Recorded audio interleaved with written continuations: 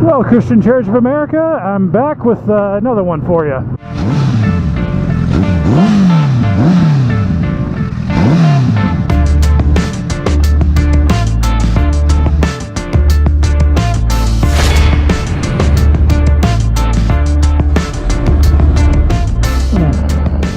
So it is an uncharacteristically beautiful day, mid-March, and we're in the 70s today. So for northern Colorado, that is not normal. It's welcome, I'll take it, I enjoy it, but it's not a commonality. So, oh, that was awesome. How long was that light green for? Alright, so this is kind of a continuation of last week's Thursday Things, as I like to call it. If you didn't see last week's episode, there will be a link to it right about, we'll say here, right there. Just clarify once again that this is all from the perspective of somebody that has grown up in the church, somebody that has gone to church for, you know, a large amount of years, who stopped going to the church, who started going back to the church, talking about things that people from outside of the church see, that people inside the church have left the church because of.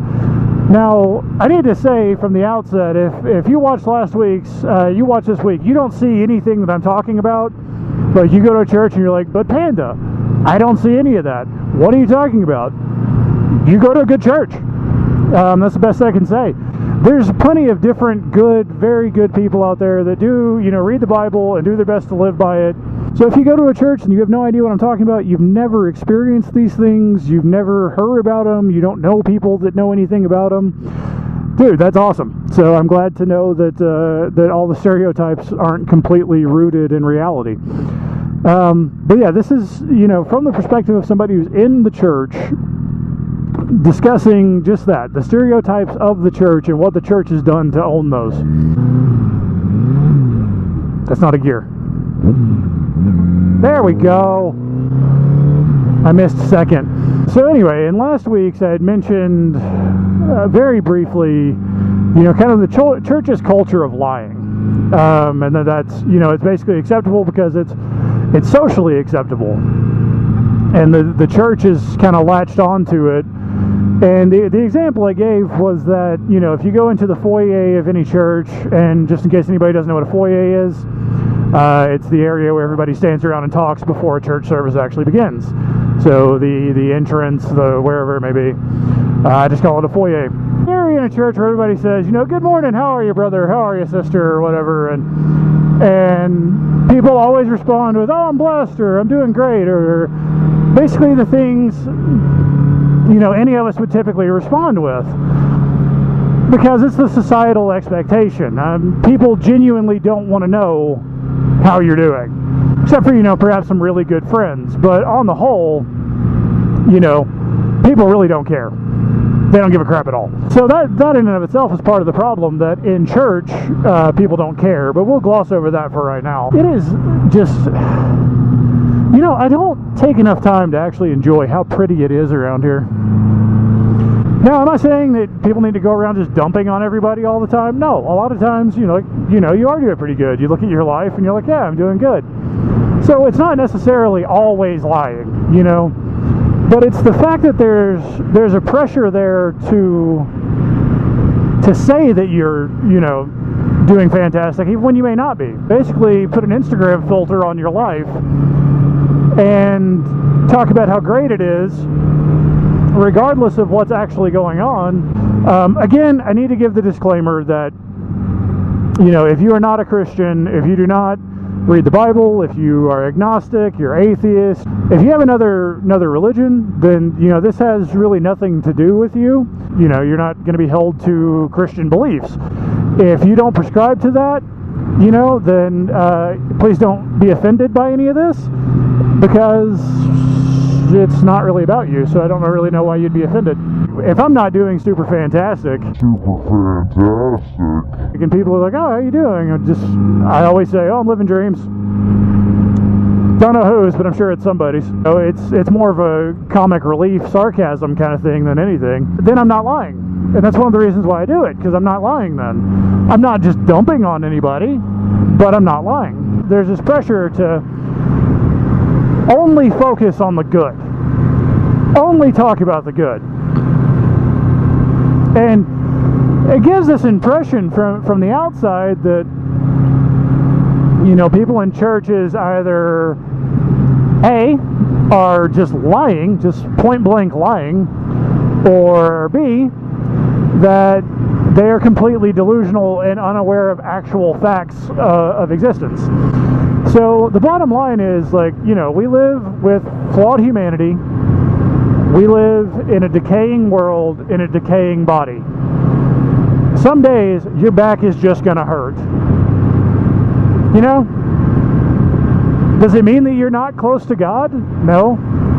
Does it mean that there is a lack of prayer or something in your life? No. It means your back hurts. That's about it. Now, the problem is that a unicorn? Oh, it would have been way cooler if it was a unicorn. With it being this outside pressure to basically, you know, conform, because nobody wants to be a downer. And a lot of times people are having like actual issues, but some of it comes down to the people of the church are so judgmental, again, saying that, oh, you must be, you know, some horrible sinner if you're struggling with something. So it creates an area and a place where it just propagates dishonesty from a very simple act. Oh, I think I wanted that road. Did I want to go down that road? I may have wanted to go down that road. Well, in any case, I do now.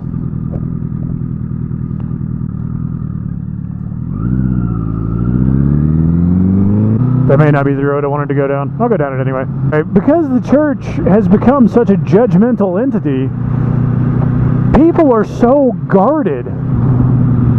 You know, they're afraid to tell the truth.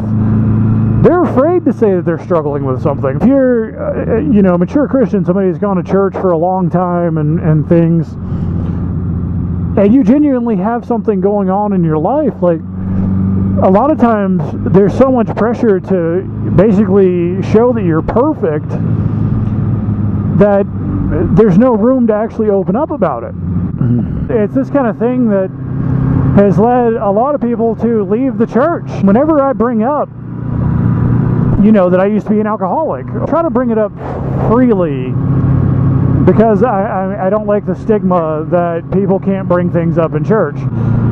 People immediately kind of pull back from me, and they're taken aback by the fact that I said it. You know, I bring that up to people in a church, like mature Christian people, and they're always thrown off by it, that I used to be an alcoholic. And I came out of it, and you would think, like, people in the church would be like, wow, that's awesome. You know, God brought you out of that. Awesome. But they're just so thrown off by it because, like, even if you have something that, you know, has been taken care of, you don't talk about it.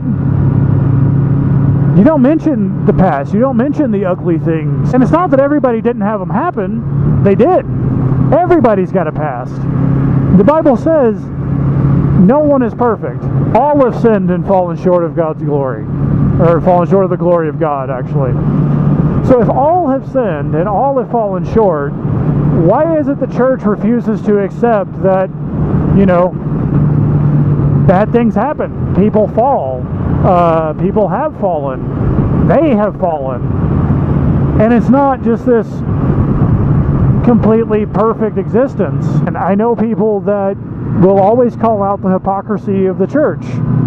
You know, for example, you judge this sin, but you don't judge that sin. You want this to be abolished, but that's okay. You want me to be perfect, but you're not perfect. When you actually look at it objectively, and, you know, church people love to say, you know, oh, we don't judge. I'm not perfect. We're all sinners, so don't judge me. But then you judge everybody else. Anyway, the church has in essence forgotten where they came from. Because no one was just born in a church building, goes to that church, and everything about church is awesome, you know? And they live this super holy life, and nothing bad ever happens, and yay, hooray, happiness. Because that's not reality at all. I look at all these things and I know people that have left the church because of the hypocrisy of it, and to be completely honest, that's some of why I left for a long time too. You know, in the Bible where it says, you know, all have sinned. Everybody has come out of a sinful circumstance. Everybody has come from a history that, regardless of what you are, what you do, what you've been in the church, you have done something wrong. We basically sit back and look at everyone in the church as being perfect. And the church is, you know, hanging out going, yeah, we've got it all together. You should come here because we've got it all together. The church perpetuates this semblance of having it all together. They orchestrate services on Sunday mornings and different things to basically show that they have it all together. If everything is perfect, if all of their lives are that awesome and together and everything, why do they go pray? Like, why are there so many songs in the Christian world about needing miracles, and why do people talk about miracles and pray for miracles? But they hide all of that. All of that's, you know, it's like a surface level talk about, but people don't talk about actual things they struggle with. You know, people have to hide the truth of their life. People have to hide pain. They have to hide emotional pain. They have to hide all kinds of things, which in the church they shouldn't have to. Basically, it's just the church has kind of inadvertently created a culture where it's not okay to be honest. And the lies that people tell, and even the simplest little ones, like, oh, I'm doing great, is because of the pressure to hide the truth. Because they hide it so much, they just show, you know, give this impression that everything's perfect. And in doing that, it makes it so there's no room left for when things aren't.